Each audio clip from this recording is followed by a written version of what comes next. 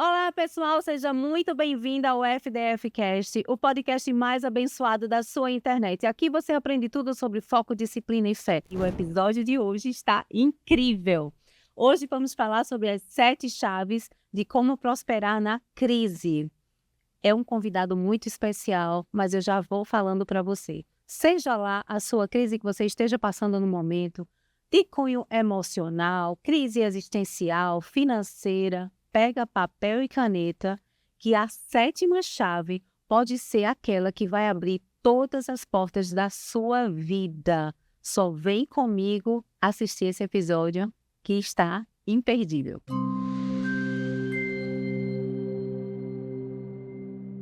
Seja muito bem-vinda ao FDF Cast. Hoje eu estou muito feliz, é uma honra receber aqui uma pessoa que é muito especial para mim. Ele é mais do que um amigo, ele é líder da Rede Tela de Empreendedores Cristãos, é pastor, é escritor, palestrante, advogado. Gente, é tanto título que se eu for nomear aqui, a gente vai passar o dia inteiro falando. Mas o título mais importante dele é ser esposo de Leda e ser pai de 3 filhas lindas, Letícia, Gabriela e Sofia. E é com muita honra que eu quero apresentar a vocês a pessoa que escreveu as 7 chaves de como prosperar na crise, baseado na história de José, que está lindo esse livro, está incrível e é com muito carinho que eu quero trazer esse podcast aqui para vocês, apresentando o pastor Gustavo Leite. Muito obrigada, pastor. É uma honra ter você aqui hoje. E é um privilégio para mim também.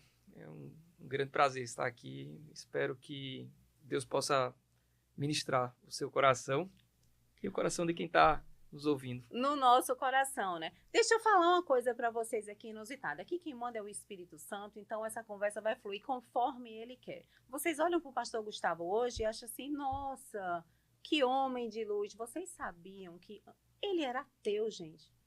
Pastor, como é que a gente explica isso? Um homem que o Senhor foi uma das melhores pregações que eu já vi na minha vida, veio de você. E como foi esse dom que veio assim, de virar escritor, de ter esse dom tão fluido de escrever, não só palestras, mas o material da célula da gente também é impecável. Então, esse dom da escrita veio de onde? De uma pessoa que nem sequer acreditava em Deus. Acho que Deus não desperdiça nada do que a gente vive, né? Então, eu fiz 2 anos de comunicação, Sim. mas depois fiz direito. E eu creio que Deus, eu não vou dizer que ele escreve certo por linhas tortas, porque isso é uma inverdade. Sim. Porque Deus sempre escreve certo por linhas certas. Sim. Mas a grande verdade é que ele tem um propósito em todas as estações da nossa vida. Ele não desperdiça nada. E durante muito tempo eu não acreditava em Deus. Na verdade, eu estudei a grande parte da minha vida numa escola, no colégio de freiras. Sim, eu também. Mas houve um tempo em que eu comecei a viver uma crise de fé. E eu comecei a achar que Deus não existia. E eu comecei a racionalizar demais as coisas. E nos anos 90, meus pais tiveram uma experiência e tiveram um encontro com Jesus. E aquela experiência mudou completamente a vida deles, mas eu não aguentava nem os ouvir falar sobre isso. Sim. Até que um dia eles vieram... Eu não aguentava... Assim, para mim era tão doloroso, era tão ruim ouvir, que um dia eu saí de casa, porque eu não aguentava mais escutar. Nossa, imagina. E fui morar na casa dos meus avós. E no meio disso tudo, meus pais tentavam de tudo, me levar para a igreja para que eu pudesse vivenciar aquela experiência que eles estavam tendo. E muitas vezes a gente tenta fazer isso do nosso jeito, na força do nosso braço. Total. Às vezes, na verdade, é tão bom caminhar com Jesus. Sim.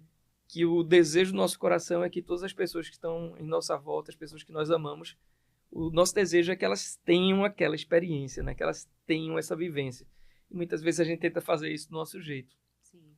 E não somos nós que convencemos. Eles tentaram fazer isso. E em qual momento de crise você estava quando você encontrou Jesus? Era uma crise financeira, era uma crise emocional, era uma crise existencial? Eu estou perguntando isso porque muitos de vocês que estão em casa nos assistindo acham que pelo título do podcast, né, 7 chaves para prosperar na crise, está linkado só ao financeiro, e não é. Muitas vezes a crise que você está passando hoje ela é emocional, ela é uma crise pessoal, então não é só financeira. Então por isso que eu estou te perguntando, no momento em que você encontrou Jesus, encontrou Deus assim, para realmente começar a seguir ele, em que fase da sua vida você estava, que crise você estava enfrentando?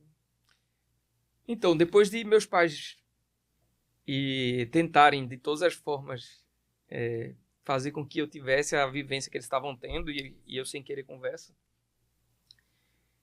eles de repente começaram a aparentemente não se importar comigo. Sim. Então eles não falavam mais nada. Eu não sabia, mas alguém tinha dito para eles, na verdade, um verdadeiro recado da parte de Deus, dizendo assim: olha, entrega o teu filho a mim. Solta que do vai teu ser filho comigo. eu cuido. Então, no momento certo, você vai ver o que eu vou fazer com ele. E a partir daquele momento, eles meio que descansaram. E eu comecei, na verdade, a partir dali, a ver Deus se movendo na vida deles. Sim. E eu comecei a vivenciar milagres acontecendo dentro da minha casa. Que eram incontestáveis, no caso, né? Não tinha como não ser Deus. Assim, para mim, no primeiro momento, era tudo justificado pela frase, que coincidência. Ah, entendi. É Deusidência. E aí eu ficava vendo, eu disse, mas que coincidência. Sendo que eu senti um vazio interior muito grande. E eu ficava procurando a razão dele. Sim. E eu muitas vezes achava, não, eu tô assim, eu tô muito... Acho que eu tô precisando me divertir. Isso. E eu saía, ia pras boates, e muitas vezes eu dormia nesses lugares. E as pessoas diziam, meu Deus, você é muito morgado. Viesse fazer o que aqui, né? Dormir. Eu não entendo você, não. Meu irmão, você é muito morgado. Era isso que eu ouvia dos meus amigos. E no meio daquilo tudo, a grande verdade é que quando eu chegava nesses lugares e eu ficava tentando analisar a minha vida e eu ficava me perguntando o que está faltando. E eu dizia, eu tenho isso, eu tenho um trabalho, eu tenho namorada, eu faço faculdade, eu tenho pais que não são separados, eu tenho amigos, eu tenho tudo que qualquer pessoa da minha idade gostaria de ter. E eu ainda sinto essa tristeza no meu interior. Então, no teu caso, foi uma crise existencial. Uma crise existencial. Que muita gente tem, né? Acho que todos nós passamos por esse momento. E aí eu ficava me perguntando, o que é que falta? Acho que eu tô precisando me divertir. E eu me diverti, mas chegava lá, aí batia uma tristeza. Um vazio. Porque ali eu descobria, poxa, o que eu achava que era a razão do que eu estou sentindo. Na verdade, não é. Sim. O que que falta? E muitas vezes eu chorava. Sendo que eu fui criado assim, o homem não chora. Infelizmente, né, muitos, até pela nossa região aqui no Nordeste, a criação da gente é essa, de homem não chora, e isso precisa ser desconstruído, né, porque é através do choro, é através da rendição do seu coração, e você se deixando ser acessado, que Deus pode trabalhar na sua vida. Pois bem, então, um certo dia eu já estava cursando faculdade de Direito e fui com meu pai no fórum. Sim. E quando terminou lá o compromisso no fórum, ele disse, olha, vamos lá na igreja, me deixa lá, e lá você pega o carro da sua mãe e você volta para casa. Sim. E aí nós fomos até a igreja num dia de quinta-feira, à tarde. E ele chegou e disse assim, me ajude a levar essas coisas até lá dentro. Meu pai tinha o hobby de filmar esses encontros de fé, né? Uhum. E naquela época, anos 90, a filmadora era de ombro. Uhum. E ele tava aquela maletona assim, Sim. Tripé, um monte de coisa. Assim, me ajuda aqui a levar isso. E aí eu fui e eu ajudei, né? Mas quando eu cheguei e entrei lá dentro da igreja para levar o peso, né? Veio uma pessoa na minha direção e começa a dizer, e aí, Gustavo, tudo bem? Tudo bem. E essa pessoa começa a entregar uma revelação. Não, ele começa a falar a minha vida inteira. Nossa, revelação, né? E ele começa a falar detalhes. Revelação incontestável, né? Não, era um incontestável, assim. Porque... Era, pra mim, que era, assim, muito racional. Muito racional, isso. Muito, assim, científico demais. Sim. Tudo tem que ter um porquê, uma explicação, de onde veio. Tinha que ser algo, assim, que eu não tinha como me contrapor. E aí, aquela pessoa, lembro como se fosse hoje, era um pastor chamado Carlos Alberto Almeida. E o pastor Carlos Alberto chega e começa a falar. Oi, Gustavo, tudo bem? Tudo bem. E aí ele começa a falar a minha vida inteira, mas a única coisa que eu lembro hoje Sim. é que ele disse, você sente um vazio interior muito grande e você não sabe como preencher. E você fica procurando a razão da existência dele. E muitas vezes você fica se perguntando o que é que está faltando. E você acha que está precisando se divertir. Nossa! E aí, ele disse que muitas vezes quando você está no lugar da diversão, você percebe que não é isso que está faltando. E você fica se perguntando, o que é que falta? Eu tenho isso, eu tenho aquilo. Ele começou a falar. Nossa, com todos os detalhes. Com muito detalhe, com né? todos os detalhes. Mas assim, a parte mais marcante foi quando ele disse, e muitas vezes, quando você está sozinho no seu quarto, você chora.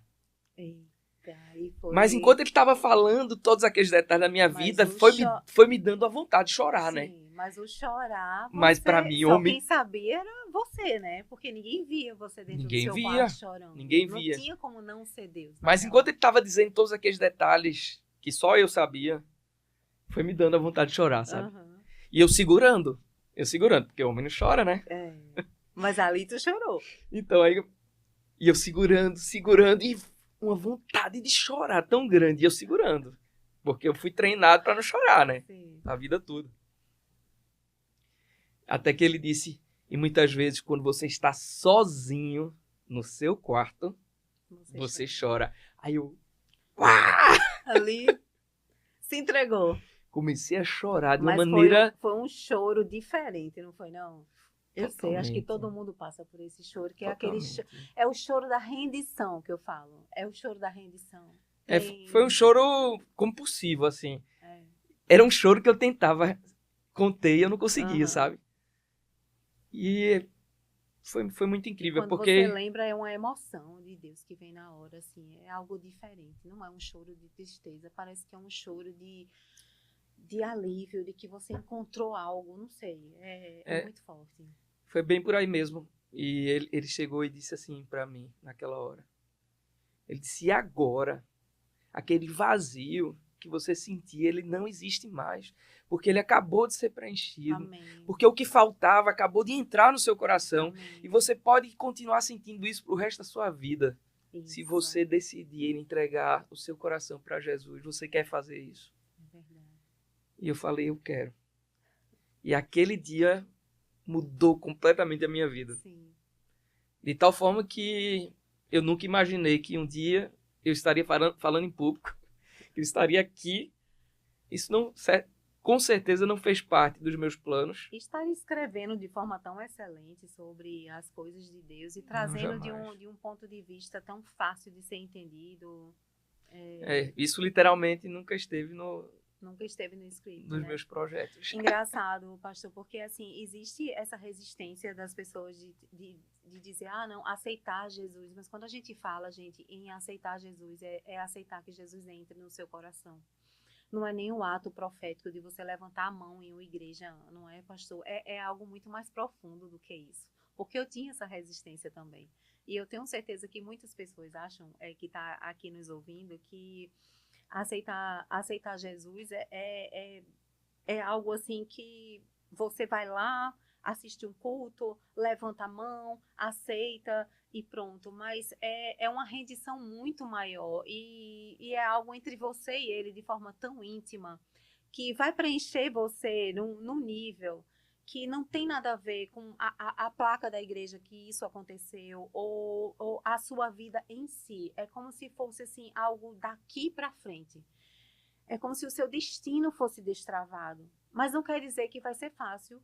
Foi fácil sua vida partindo desse dia? Não. Não. Muitas coisas Mas foi bem mais leve. Mas foi mais leve, é isso que eu quero dizer. Independente das dificuldades que você tem, quando você está ali com Deus e você tem a certeza disso que você carrega dentro de você, você atravessa qualquer crise. É com Ele que a gente atravessa a crise. E é pensando nisso que vamos trazer aqui, entrar no tópico do livro. Tem um livro incrível que o pastor Gustavo escreveu, que está em lançamento na Amazon. E depois vamos deixar aqui o link no podcast para que vocês possam acessar, comprar o livro. Mas aí, do poço ao palácio, são as 7 chaves bíblicas para prosperar na crise, aprendidas com a vida de José. Pastor, me fala como é que esse livro nasceu? Aí, diante de tantos dons e talentos que você tem, conta um pouquinho dessa história, de como esse livro começou aí na sua vida, no seu coração, o que foi que Deus falou com você, de onde veio? Então, deixa eu só falar uma parte dentro daquilo que você está falando antes aqui, para a gente fechar essa etapa. Muitas vezes a gente vê o cristianismo como uma religião, mas, na verdade, religião é algo que foi criado por homens para tentar religar o homem com Deus. É uma tentativa humana de aproximar a criação do Criador, ou a criatura do Criador. Mas, em verdade, cristianismo precisa ser relacionamento com Deus, ao invés de ser religião ou tentativa humana de se religar a Deus. E descobrir isso, para mim, foi muito importante. E foi isso que, de fato, mudou a minha vida. Fantástico. E agora, falando sobre essa questão do livro, eu nunca tinha pensado assim em escrever esse livro. Uhum.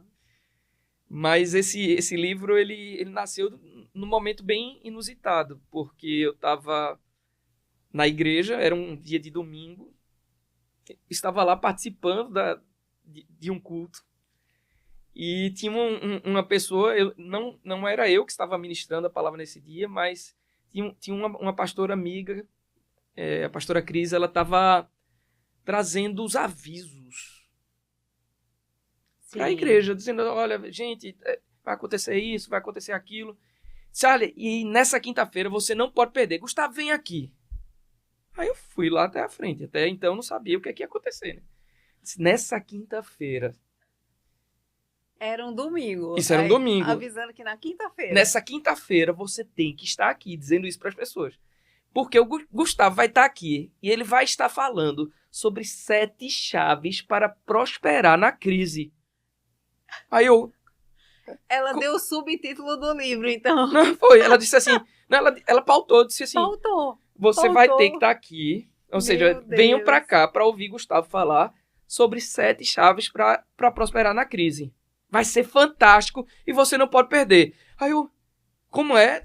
Então não perca, tá bom? Aí eu... Mas em qual momento da sua vida você estava? Não, veja, o maior conflito não era falar na quinta-feira, porque o desafio de falar... você já é palestrante, isso aí eu já tinha vencido. Já tinha vencido. E eu tinha vencido muito, porque, gente, na escola...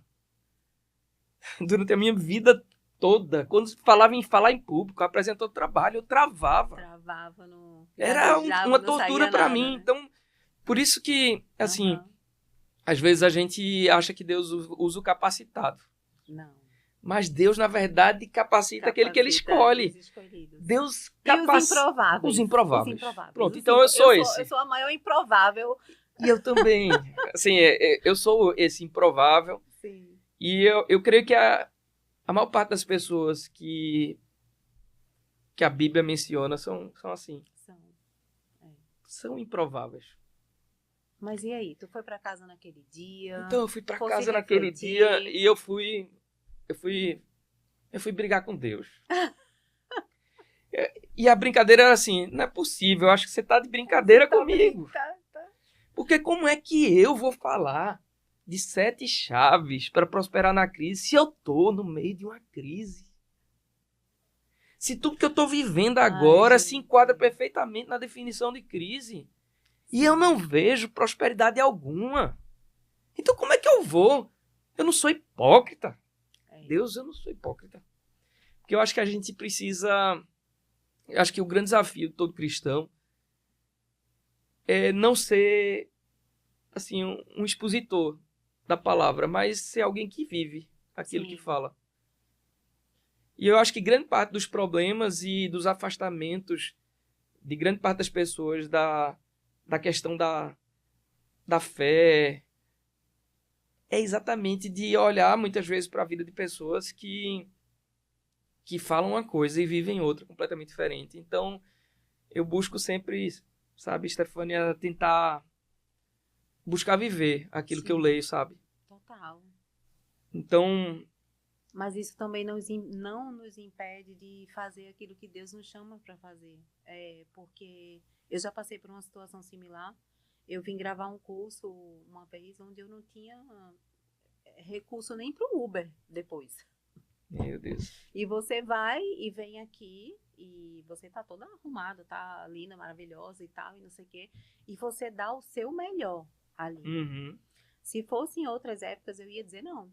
Não posso. Como assim? Eu não tô no meu momento. Eu adorava essa frase, pastor. Não estou no meu momento. Amado amigos, quando você escolhe servir a Deus e escolhe que Ele está no centro da sua vida, o seu melhor momento é hoje. O seu melhor momento é o agora, para fazer aquilo que você precisa fazer e que você sabe para que Ele lhe chamou. Mas me conta aqui, Gustavo, como é que você chegou aí na história de José, como essas 7 chaves, como é que foi esse falar de Deus ao seu coração para que você chegasse, porque o conteúdo do livro está tão rico, está tão incrível, os tópicos, os pontos de cada coisa, tá uma verdadeira história para você transitar e realmente sair uma pessoa transformada. Eu vejo esse livro como um verdadeiro agente de transformação na vida de muitas pessoas que vão ler. Então, quando eu estava nesse momento de conflito, e o conflito era muito porque como é que eu vou falar de algo que eu não estou vivendo? Né? Como é que eu vou falar de prosperar na crise se eu estou no meio da crise e eu não vejo prosperidade? Uhum. E quando eu estava nisso, eu disse, Deus, você está brincando comigo? Eu não quero ser hipócrita. Arruma outra pessoa para falar, mas eu não tenho condições, eu estou completamente desalinhado, eu não tenho condições de falar sobre isso.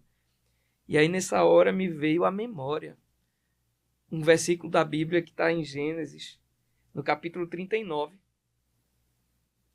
no versículo 2, que diz assim: o Senhor estava com José, de modo que ele prosperou. Sendo que esse versículo ele foi dito no momento em que José tinha sido vendido pelos próprios irmãos como escravo. Sim. Então, José é um exemplo extremamente interessante de resiliência. Sim. E do cumprimento desse propósito e dessa grande verdade que Deus usa improváveis, porque José, desde muito cedo, teve sonhos e os irmãos tiveram ciúme de José. Isso. E os irmãos de José, os próprios irmãos, a própria família, veja que coisa, traiu José e o vendeu como escravo. José foi escravizado. E depois que José foi vendido pelos próprios irmãos pela primeira vez, José foi revendido. Novamente. Foi revendido. E nessa hora em que José foi revendido, ele foi comprado por um oficial egípcio chamado Potifar. E José começou a trabalhar na casa de Potifar. Mas José tinha tudo para chutar o balde, desistir da vida, se matar. Sim. Mas revoltar. José continuou, perseverou, porque ele entendia que Deus tinha um propósito maior na vida dele, sabe? Sim. E José começou a trabalhar com excelência na casa de Potifar como escravo. E nessa hora, José ainda como escravo, a Bíblia diz que José estava prosperando. E José estava prosperando não porque tinha deixado de ser escravo, não porque estava com o bolso cheio de dinheiro. Uhum. José estava prosperando porque Deus estava com José. É verdade. Então, quando esse versículo saltou na minha memória, eu disse... É isso. Aí eu fui estudar. Uhum. E aí eu encontrei na vida de José as 7 chaves. As 7 chaves. E foi E que 7 chaves são essas? Como é que você poderia trazer isso para a gente? Porque, assim, uma das características que eu vejo muito forte aí é que, mesmo na crise, José fez tudo com excelência, em cada etapa que ele passou. Se ele estava na prisão, ele estava ali dando o melhor dele. Se ele estava na casa de Potifar servindo, dava o melhor dele. E a gente, quando está na crise, o que é que você faz hoje quando você está na crise? Você se isola? Você se fecha para o mundo? Você fica ali só se vitimizando, sentindo a sua dor? Ou você continua dando o seu melhor? Eu sei que não é fácil dar o nosso melhor quando a gente está no momento de dor. Mas eu falo para você com muita propriedade. Esse ano eu passei por momentos muito difíceis. E foi até quando eu conheci o pastor Gustavo que eu passei a participar da célula lá na casa do Jackson, né? Eu estava passando por um momento muito difícil ali. Mas ali o Senhor falou comigo de forma muito profunda, de que eu não olhasse para minhas dores, mas desse o meu melhor naquilo que Ele me confiou. Então, tinha dia que eu ia ali para a célula e eu não queria ir. Pastor, eu estava tão dolorida, não tinha nada, estava assim no fundo do meu poço. E eu chegava lá e era quando Deus mais me usava. E eu saía dali preenchida com a palavra que vinha de você e com, enfim, com tudo que a gente vivia ali, com nossas orações. Então, é isso, eu quero trazer isso aí para vocês também como um ponto de que como você está atravessando a sua crise. Porque a minha crise na época era emocional, era financeira, era existencial, vinha tudo ao mesmo tempo, porque foi um momento da minha vida de portas fechadas, pastor. Todas as portas fechadas, sabe? Aquele momento de portas fechadas mesmo. Então, assim, que eu mergulhei na palavra incessantemente, em oração e nessa busca muito mais profunda de que Deus estava comigo naquele momento. Eu acho que essa é a grande chave. É entender que existe um propósito maior em toda a estação. Quando você vê, por exemplo, o caso de José, José vivia num contexto em que ele era o filho querido assim do pai. Era o mais novo, assim, era um filho que era um filho amado, sabe? E desde muito cedo José começou a ter sonhos que eram sonhos proféticos. Sim. Ele teve sonhos em que ele já se via numa posição que era completamente diferente da realidade que ele estava vivendo. Uma posição de autoridade, onde a própria família tinha que se dobrar muitas vezes diante dele. E todos aqueles sonhos geraram um certo ciúme nos irmãos. E até o próprio pai chegou e disse, então você quer dizer que, num dos sonhos que ele teve, você quer dizer que eu, os seus irmãos e a sua mãe vamos nos curvar diante de você? E aí, assim, mas aí a Bíblia diz que ao mesmo tempo o pai ficava pensando, meu Deus, o que é que isso quer dizer, né? Uhum. O fato é que eu creio que José não teria ido para o Egito assim, com os próprios pés. Sim. Então, muitas vezes, e é duro assim a gente conseguir entender e aceitar isso, muitas vezes a dor e o sofrimento nos leva para o lugar onde o propósito de Deus vai se cumprir. Isso. E José literalmente precisou ser vendido pelos próprios irmãos para poder estar no Egito e viver tudo que ele viveu, se tornar o governador do Egito, a maior autoridade naquela época. Mas foi fácil? De jeito nenhum. E como é que veio essas chaves, assim, que você disse, não, eu preciso escrever sobre isso para poder ajudar outras pessoas a saírem dessa crise que a gente vive hoje? Então, como é que veio as chaves? Porque a história de José tem tantos ensinamentos que a gente dá para tirar que daria muito mais do que 7 chaves.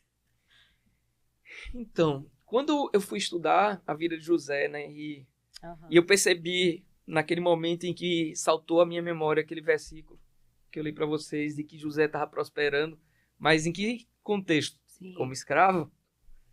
Que se você olhar do ponto de vista humano, qual é a prosperidade que existe em você ser escravizado? Nenhuma. Mas olha, no meu poço, eu prosperei espiritualmente, mas eu só tenho esse discernimento hoje. quando eu estava passando no processo, eu só enxergava dor e sofrimento. E eu achava que, meu Deus, como é que eu vou sair dessa situação? E eu só pedia a Deus assim, Senhor, me dá mais um dia. Me dá graça, me dá favor, me dá força para eu viver só mais um dia. Mas olhando para trás, eu via que eu estava prosperando espiritualmente, pela busca que eu estava fazendo.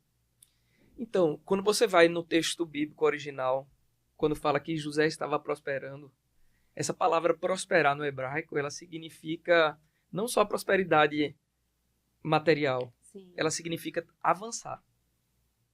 Amém. Então, prosperar é, acima de tudo, é avançar.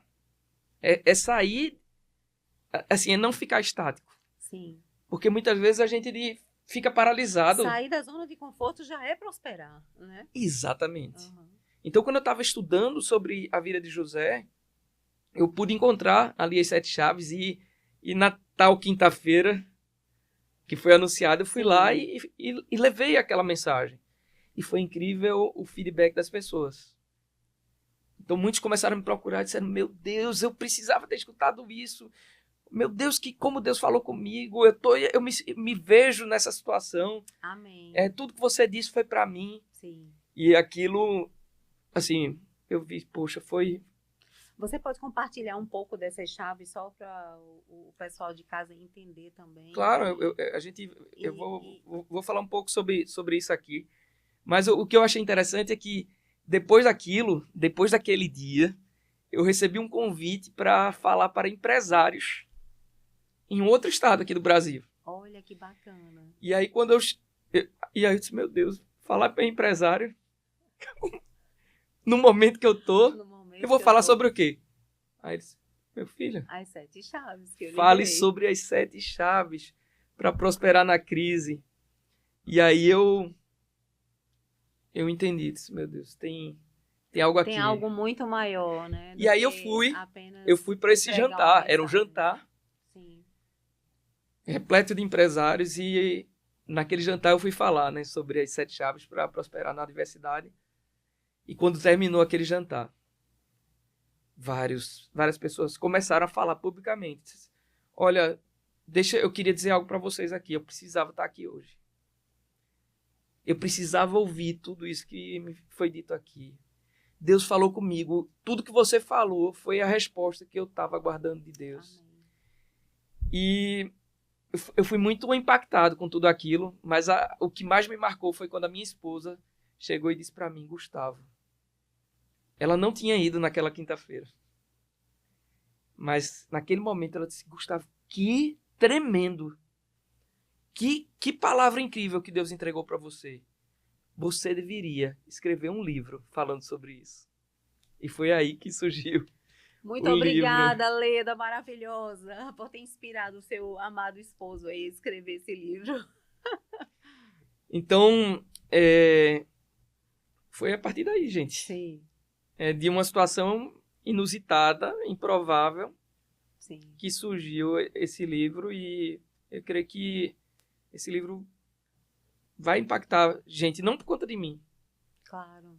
Mas porque, na verdade, é Deus que faz, né? A mensagem é Ele através que faz. de você, com certeza. É Ele que faz. Então, sem mais delongas, compartilhe um pouco dessas chaves aí, que eu tenho certeza que o pessoal de casa está curioso.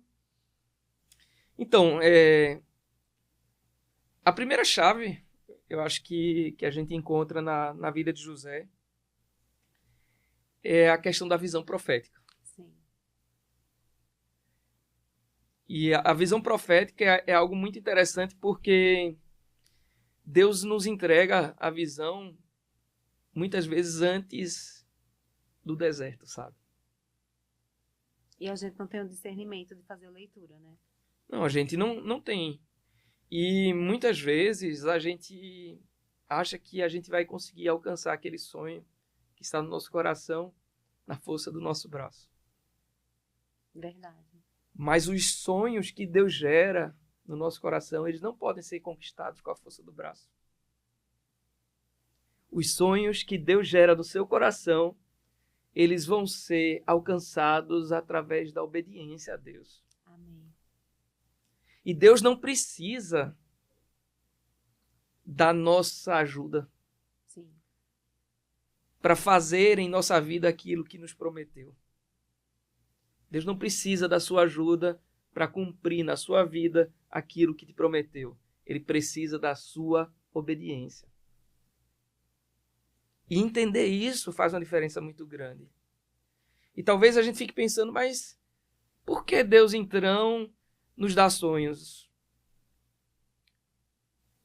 E dá sonhos antes do vale, antes do deserto, antes da adversidade. No caso de José, José teve alguns sonhos do propósito de Deus para a vida dele antes do caos se estabelecer na vida de José. Passar pelo deserto dele, é verdade. Então, o sonho, a visão que Deus entregou a José antes do caos se estabelecer, eu creio que foi um instrumento de Deus para sustentar José no vale. Verdade. Porque ele poderia lembrar da visão. Mas deixa eu falar uma coisa, pastor. Quando eu estava passando pelo meu vale, eu lembrei das visões que Deus já tinha me dito e outras palavras que pessoas já tinham entregue a mim já. E teve um determinado momento que eu comecei a duvidar. Será que isso não era coisa da minha cabeça? Será que realmente Deus vai fazer aquilo que eu estava vendo lá atrás, sabe? E isso exige muita obediência da gente, de estar ali firme na palavra e nas promessas de Deus. Porque eu acredito que o que mais o inimigo quer hoje é fazer com que você perca a credulidade da visão que Deus já deu para a sua vida. E isso é muito importante. Então, é uma decisão que você toma, de que Deus é contigo, independente do vale que você esteja passando, mas a visão que Ele deu a você vai se cumprir. E o que dizer dessas coisas, né? Verdade. Então, a gente pensa que o maior inimigo da fé é a dúvida. Mas eu diria que o maior inimigo da fé é o medo. É o medo, né? É o medo. É. É natural que a incredulidade venha. Nós somos humanos. Uhum. É natural que em algum momento venha a dúvida. Mas você não acha que incredulidade e medo andam lado a lado, não? Ando. De mãos dadas? Ando. Não é? Ando. É. Mas assim, eu, por exemplo, eu não sofro incredulidade muito, mas medo às vezes eu tenho das coisas, sabe? Mas assim, eu tô com medo, mas eu sei que Deus tá comigo. Entendeu? Então isso acaba acontecendo também. Tá com medo, vai com medo mesmo, tem, né? Então, eu acho que assim, o medo vem, mas coragem não é ausência de medo. Sim. Os corajosos também têm medo. Somos humanos, né? Coragem é enfrentar o medo. Então não tem coragem sem medo, né? Tem que ter medo para poder a coragem. O medo é algo que a gente precisa vencer com a ajuda de Deus. Amém. O problema é que muitas vezes a gente tenta vencer o medo com a força do nosso braço. Verdade. E eu acho que aí é que está o grande erro, né? Sim. Então é isso. Eu acho que então a primeira chave é a visão profética de José. E a visão, eu acho que essa é a grande chave. É a primeira chave na vida de José e eu acho que é a primeira chave na vida de cada um de nós. sim.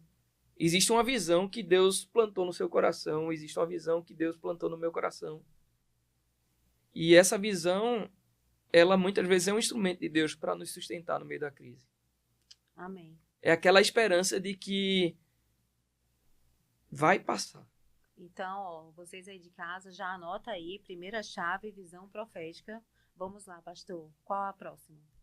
Eu quero ensinar um passo a passo aqui para as pessoas de casa poder se inspirar, adquirir esse livro para que seja o seu livro de cabeceira mesmo, sabe? Aquele livro que você quer ler de novo, de novo, de novo. Então, eu acho que é um grande desafio. Eu acho que a visão é a primeira coisa que a gente não pode perder. Não perca a visão. Não perca a visão. Não Olha aí, perca primeira chave, não a perca visão. a visão. Não perca a visão. Às vezes a gente abre mão de sonhos. Sim.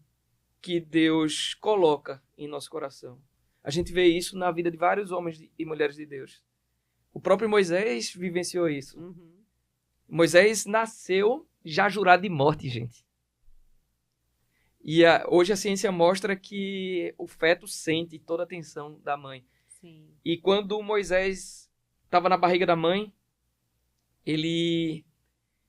havia um decreto, porque a população dos hebreus estava crescendo tanto que os egípcios começaram a se ver ameaçados. Sim.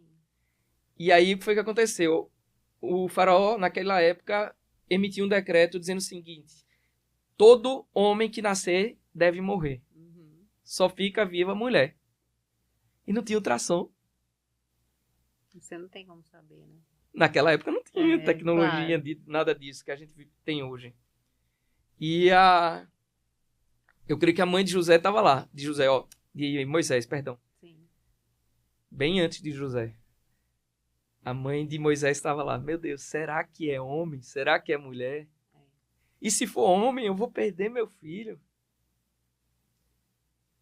E até que o dia que Moisés nasceu. E eu fico imaginando aquela mãe.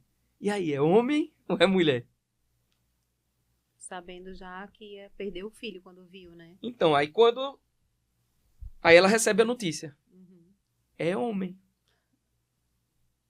E aí, Deus deu uma inspiração para aquela mãe de colocar o filho no cesto. E colocar aquele cesto num rio, para que na hora que a filha do próprio faraó estivesse se banhando no rio, que aquele cesto chegasse. E os egípcios tinham uma crença de que o que vinha pelo rio o rio era para eles um deus. Uhum. Então era abençoado. O que vinha Então, pelo rio era abençoado. Era Deus que estava mandando. Então era como um presente do Deus para eles. E Moisés foi acolhido ali pela filha do faraó e teve a vida poupada. Mas como a irmã de Moisés estava vendo toda aquela cena, o desdobramento daquilo, ela estava junto para quando a filha de faraó pegou ele, se compadeceu e disse: vou adotar, vai ser meu filho. Uhum. Esse ninguém toca. Esse daí vai viver. E ela chega e pede para a própria irmã de Moisés: arruma uma ama de leite, né? Uma pessoa para amamentar esse menino. E aí Moisés foi amamentado pela mãe. E foi criado pela mãe até ficar crescidinho. Que bênção. Então, mas ao mesmo tempo, ele começou a vivenciar alguns conflitos. Porque ele sabia que ele não pertencia aos egípcios. Ele era hebreu, mas ao mesmo tempo ele fazia parte da família real, porque ele foi adotado, e ele começou a vivenciar um conflito. Poxa, eu faço parte desse povo e eu estou sendo também um instrumento para escravizar esse povo. Então, naquela hora, Deus começou a gerar dentro de Moisés um sonho de ser o libertador dos hebreus. Daquele povo. De libertar o povo. E aí Moisés quis realizar o sonho na força do braço. Quando a gente quer realizar na força do braço, a gente acaba dando muitas voltas para poder chegar até onde Deus quer. Até você não ter mais força e dizer: meu Deus, eu não estou chegando em lugar nenhum. Então, Moisés tentou fazer isso do pior jeito. Na força do braço, e ele matou um soldado. Eu já fui muito Moisés na minha vida, viu? Moisés matou o soldado e tentou esconder o corpo. E no dia seguinte tinham 2 hebreus brigando e ele chegou e disse: não briguem. E aí tentou apartar a briga. E aqueles homens disseram: você vai fazer conosco o que você fez com o soldado? Uhum. E naquela hora Moisés experimentou a dor da rejeição. Ele entrou em crise, né? Ele entrou em crise. Foi a crise de Moisés. E ele fugiu do Egito porque com medo de morrer. E também não só com medo de morrer. Ele disse: estão me rejeitando, estou querendo ajudar. Sim. Então, eu não quero saber mais disso. E ele abriu mão dos sonhos de Deus. Nossa.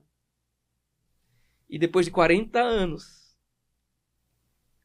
num deserto, 40 anos cuidando de ovelhas no deserto. E certamente ovelhas Sim, fugiam, eram atacadas. com certeza. Num dia ele vê uma planta, que era muito comum no deserto, e essa planta facilmente se incendiava e facilmente era consumida pelo fogo. E ele vê uma planta em chamas e o fogo não se acabava nunca. E quando ele viu aquilo, ele se aproximou para ver. E quando ele se aproximou para ver, ele ouviu uma voz falando: Moisés, tira a sandália dos pés, porque o lugar que você está é um lugar santo. Nossa. E tirar a sandália dos pés, naquele momento ali, o que é que representava essa sandália, né? Sim. Representava aquilo que estava protegendo os pés de Moisés. Então Moisés precisava ficar vulnerável. Uhum. Muitas vezes nós precisamos Ficar ficar vulnerável vulneráveis. diante da nossa crise, né, pastor? Muitas vezes a gente ergue uma couraça, né? Assim, uma muralha de proteção e tantas coisas. Mas o segredo da cura... A vulnerabilidade não é uma fraqueza, né? A vulnerabilidade não é fraqueza e eu vou até além. A vulnerabilidade é uma das principais chaves para a gente ser curado. Amém. Então, ser vulnerável também é uma chave. Ser vulnerável é uma chave que não está no livro. Mas é uma chave. Mas é uma chave que a gente deve... Assim, de certa forma, José ficou completamente vulnerável. Porque você ser escravizado é ficar numa completa posição de vulnerabilidade. Você ser vendido pelos próprios irmãos é ficar vulnerável. Você ser injustiçado, e ele foi... Sim, com certeza. É ficar vulnerável. Você ser esquecido, e ele foi. É ficar vulnerável. Sim. Então, muitas vezes a gente fica se doendo, dizendo, poxa, me esqueceram, me traíram, fui injustiçado. Mas olha só, Jesus passou por isso. José passou por isso. Eu passei por isso. Eu passo, você passa, você passa. Nós passamos, com certeza. Todos nós iremos passar. Então não existe nada que venhamos a passar nessa vida que Jesus não tenha passado pior. Ah, com certeza. Acho que isso aí é o meu maior consolo quando eu tô assim, no auge da minha dor. Cristo aguentou muito mais. Então, assim, me dá força, me dá graça para que eu atravesse isso aqui também. Mas deixa eu só concluir aqui uma coisa para a gente fechar esse aspecto de Moisés. Sim. Então Moisés precisou ficar vulnerável, tirou as sandálias e quando se aproximou, aquela voz, que era a voz do próprio Deus, começou a falar com ele: olha, eu quero que você volte ao Egito. E você vai lá para libertar o meu povo. E aí Moisés se sente completamente inadequado para aquela função. Sim. Ele diz: eu não tenho condições de fazer isso. Levanta outra pessoa. Esse sonho eu já tinha esquecido. Esse sonho eu já tinha abandonado. Esse sonho para mim já era coisa do passado. Porque muitas vezes a gente abre mão dos sonhos e visões que Deus coloca em nosso coração. Verdade. Sabe por quê? Porque a gente acha que esses sonhos e visões eles vão se concretizar com o nosso esforço. Como Moisés tentou fazer. E quando vem a rejeição, quando vem o abandono, quando vem o processo, a dificuldade, os nãos, o não, ou a situação que não é aquilo que a gente esperava, ou muitas vezes, eu diria que na grande maioria das vezes, completamente contrária ao sonho. Sim. A gente diz: não, esse sonho era coisa da minha cabeça. Eu vou abandonar isso. E aí, nesse momento que Moisés estava lá nesse conflito, diz: eu já tinha largado esse sonho. E Deus dizendo assim: você vai lá. E era um desafio gigantesco, porque naquele tempo o Egito era a maior potência da época. Então era como se você chegasse hoje. Qual a maior potência de hoje? Estados Unidos. Você vai lá, imagina que tem um povo escravizado lá. E você vai lá e você vai dizer pro presidente americano, ó, o negócio é o seguinte, eu vim aqui, você vai ter que soltar esse povo. Era mais ou menos isso. Mas quem é você? Mas esse era o desafio. E aí Moisés falou, não, levanta outro. Aí ele disse, não, é você. Ele disse, não, mas eu não tenho habilidade para falar. Ele disse, mas é você. E o que é que eu vou dizer então quando eu chegar lá e falar, ó, Deus me mandou aqui. Disse, o que é que você tem na sua mão aí? E era um cajado. Ele disse, joga no chão. E quando ele jogou o cajado no chão, a Bíblia diz que esse cajado se transformou numa serpente. E a Bíblia também diz que Moisés fugia da serpente. Quando a gente vê... Eu ia dar uma carreira. Qualquer pessoa. Mas Moisés não fugia só da cobra. Sim. A gente percebe que um dos grandes símbolos do Egito era exatamente a serpente. Então, muito mais do que de um animal venenoso, perigoso, Moisés fugia do passado. Verdade. E muitas vezes a gente não vive o propósito de Deus porque a gente escolhe fugir do passado. Nossa, isso é forte, hein? Com certeza. A gente prefere ficar assim, eu se sentir inadequado, porque a gente acha que para cumprir o propósito de Deus... E tanta gente está presa no passado ainda, né, pastor? Porque eu sempre falo, né, gente, soltem, deixe seu passado no passado. Só visite como referência, no máximo, dê 10% da sua energia ali naquilo que já passou. Tem o soltar o passado e também tem o pegar o passado. Pegar como referência, né, de alguma coisa que você precisa ali aprender. Então, porque nesse caso de Moisés, por exemplo, a Bíblia diz que ele fugia, né, da serpente. Uhum. E o Senhor disse, Moisés, pega a serpente pelo rabo. Eita. Pela cauda. E meu amigo, minha amiga, você que está aí nos ouvindo agora, já imaginou você pegar uma serpente pela cauda? Vai ser abocanhado, né? É loucura. É. Mas a ordem de Deus para Moisés foi, pegue a serpente pela cauda. Nenhum especialista em serpente ia fazer isso, não. Iria fazer, pega-se pela cabeça. Por quê? Porque se você pega pela cabeça, você não é picado, você não é mordido, você não é atingido. Uhum. Mas a ordem de Deus para Moisés foi, pega a serpente, que você está fugindo. Você vai pegar pela cauda. E o que é que Moisés precisava ter para cumprir aquilo ali? Imagina aí. Pense você que está aí. Ele tem que ter muita coragem, né? Tem que ter coragem de realmente fazer. Moisés, mais uma vez, estava sendo chamado por Deus para ficar vulnerável. Uhum. Porque pegar a serpente pela cauda é ficar completamente vulnerável. Sim. E do ponto de vista humano, é até loucura. É. Então Moisés, muito mais do que coragem, precisava crer. Precisava ter fé naquilo que ele estava ouvindo. E eu acho que esse é o grande desafio para todos nós. Existe um momento em que aquilo que nós vamos ver é completamente contrário àquilo que a gente vai ouvir. Sim. Da parte de Deus. Tem momentos que o que a gente vai escutar não vai fazer o menor sentido. Verdade.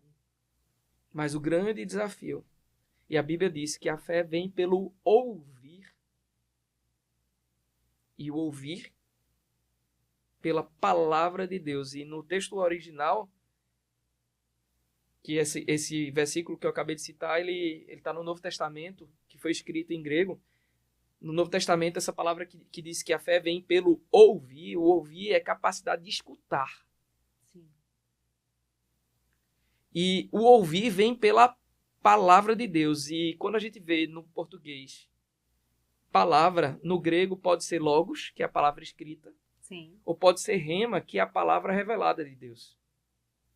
E a palavra rema é a palavra que é suscitada na nossa memória, na nossa mente, no momento da adversidade, no momento da crise, no momento da decisão, no momento difícil. Amém. Ou no momento em que a gente precisa falar sobre 7 chaves para prosperar na crise. Isso mesmo. E aí vem um versículo. Ei, continue as 7 chaves, que eu quero que esse podcast seja uma palavra rema para a sua vida que está aí nos assistindo. Deus estava com José porque José prosperava porque Deus estava com José. Essa foi a palavra rema ali. Sim.